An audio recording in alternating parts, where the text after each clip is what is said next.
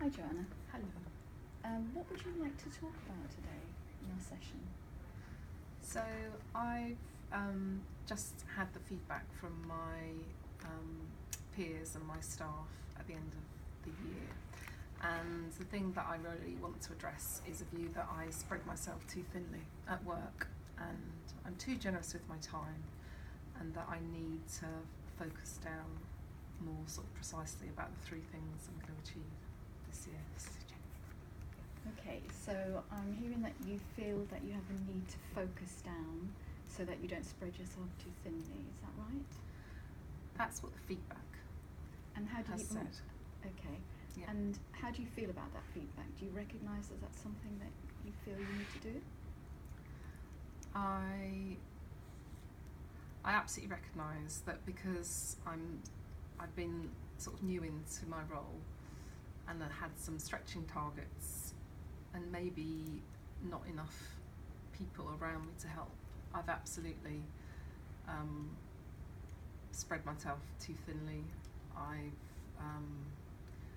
at times found myself, in 3 cities in one day, trying to resolve problems, meet my clients' needs. So I accept that I have. I mean, the issue for me is how I can sort of reprioritise now.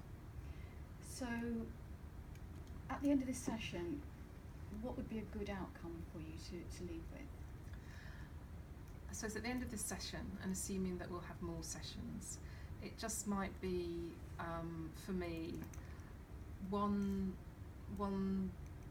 tool or one option that I can start to use to sort of relieve what I do feel is like pressure on me to run around doing too much.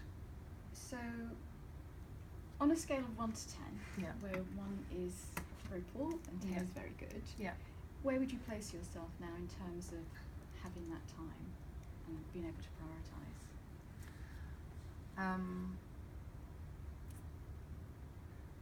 At the moment, if not feeling confident is 0, I feel about 3 that I can, at the moment, reprioritise. So you feel you're at 3. Yeah. So what makes it a 3 as opposed to a 0? What do you have that makes it a 3? So at one level, I've got the ability to manage my own time. So I've got some sort of control over my work. The second, I guess, is that I've got some great people that work for me. Okay. And the third is that I love my job. So that stops me feeling sort of completely powerless. So you've got some great people around you. Yeah. How do you feel that you're able to perhaps delegate some of the work that you do? I know that I have to. They're sort of new in role. They arrived about 6 months after me. Mm-hmm. So I've been wanting to sort of develop them and to make them feel comfortable. But I know now that one of the absolute things for me is about delegating and empowering them to take some of the burden from me. But it's not something I've always been brilliant at. So. What is the worst that could happen if you were to delegate some of your work to somebody? The worst that could happen,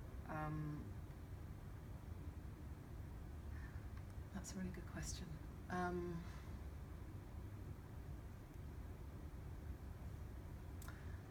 I don't think there is something awful other than my feeling guilty that they're as burdened as me. It wouldn't be sort of catastrophic. Okay. Which is good. So it wouldn't be catastrophic. Yeah.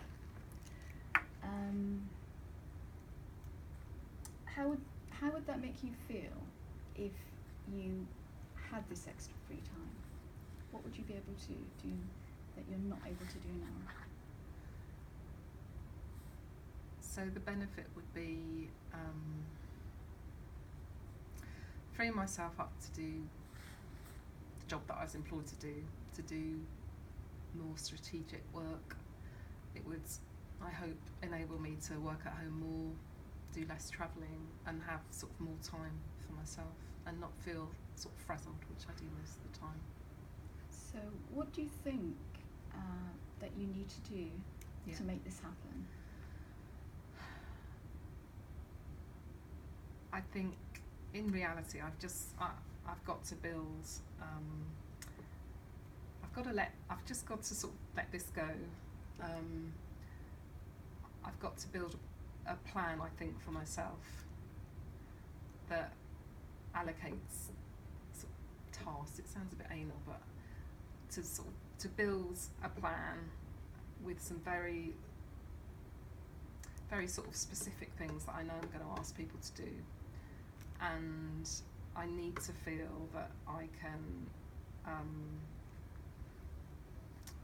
use the sort of performance setting processes coming up for them to do it and get rid of my sort of Catholic guilt about it all. So I think some of it is a structured process, but some of it is just forcing myself to let go, actually.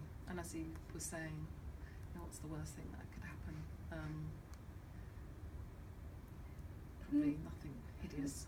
Who would you need to speak to get this plan in motion? My head, I think, is all it is, really. And speak to them. I mean, they in part have given me the feedback, so for me it's just about being able to respond to them and have, a conversation that lets them. And what do you think the impact would be on you and on the people you work with? I mean, if this happened? I mean, genuinely the impact on me would be the things I've said, so more time for myself, more time to do the job that I was employed to do. For them, I think it would signal confidence, but there is genuinely for me an issue about them not having capacity. They're really stretched, so I know that they're sort of generous people, so I could give loads of stuff to them.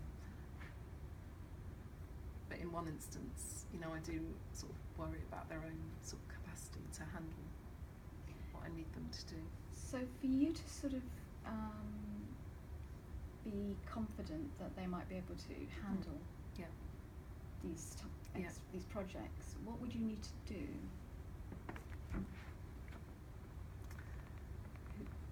I need, I know that sort of they're bright people paid, a lot of money, so for me it is just reinforcing, as I do anyway, their right to sort of push back and say no and delegate upwards if it isn't working. Are you concerned that that's potentially something that might happen?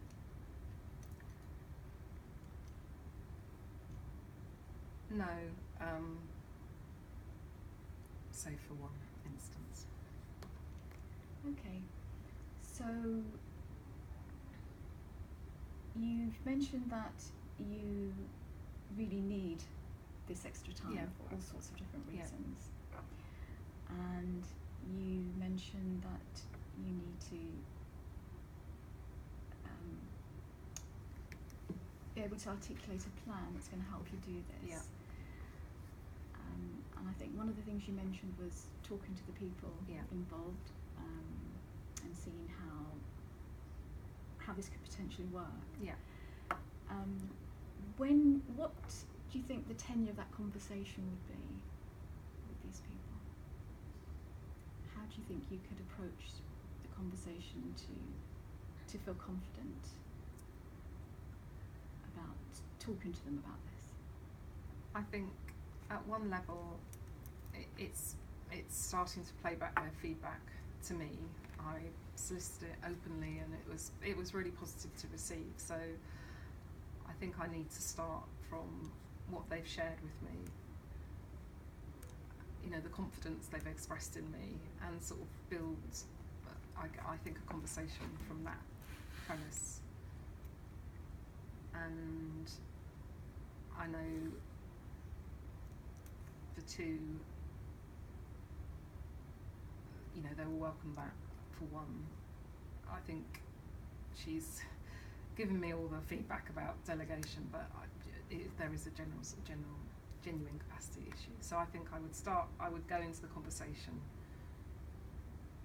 replaying their feedback and sort of agreeing a sort of plan with them to start taking stuff away from me. Okay. What sort of time frame are you looking for to make this something that's achievable? Yeah. For me, there's an immediacy in a way. I've got to genuinely get this resolved in the next month or so, because I've probably got sort of 3 months to sort of focus my time on things I should be doing to meet a number of sort of deadlines that I've got as well. Okay. So, what is the next thing that you're going to do to make this happen? What's your next step going to be? So I need to build a plan, but I suppose for me it's also, what stops me delegating. So I make excuses about the fact that other people are busy and will fall over, but actually it's been a sort of trait of my career and my life. I don't like asking for help, so there is something for me slightly more fundamental about why it becomes a problem, really. So I think there's something about solving this problem, but for me it's, why does this become a sort of repeat pattern? And so you've mentioned that it was something that you've encountered in your career.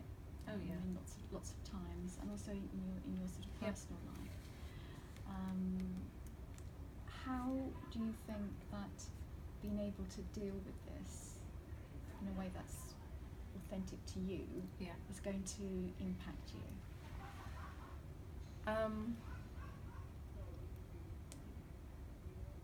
I tried to tackle it before, and it feels great when I've made a move, whether it's at work or at home, but then I sort of fall back into old ways, and I get into a cycle. So for me, I've genuinely got to use this new sort of job and new experience to sort of address some of the root cause of this, really. What do you think triggers this going back into a cycle? Do you recognise that there is a feeling that you have, or a fear that you have, or something happens that puts you back into that cycle? I think for a lot of my sort of career, I've been sort of, absolutely accountable. I've been the chief executive, so there's no one else but me, so you feel that you're accountable, and therefore it's harder to let things go.